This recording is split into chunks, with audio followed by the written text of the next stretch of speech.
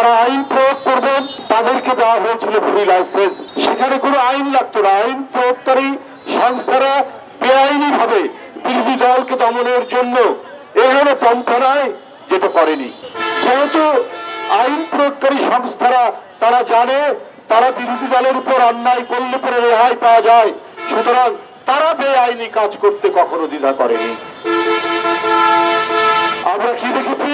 আমরা দেখেছি বিরোধী দলের বিএনপির নেতা কর্মীরা গ্রেপ্তার হয়েছে। কেউ 5 বার, কেউ 10 বার, কেউ 15 বার আদালত থেকে তার জামিন হয়েছে, আবার জেল গেট থেকে তাকে জেলের মধ্যে ঢোকানো হয়েছে এবং এইটার কারণে টাকা লেনদেন করতে হয়েছে।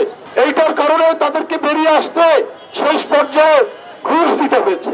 এই যে অপরাধ আইন প্রয়োগকারী সংস্থারা করেছে, এর কারণে সামাজিক দুর্বৃত্তপনা, সামাজিক অপরাধ বৃদ্ধি পেয়েছে। মিথ্যা মামলা, শত শত মামলা বিরোধী দলের নেতাকর্মী, এবং এইটা দেওয়ার কারণটা কি?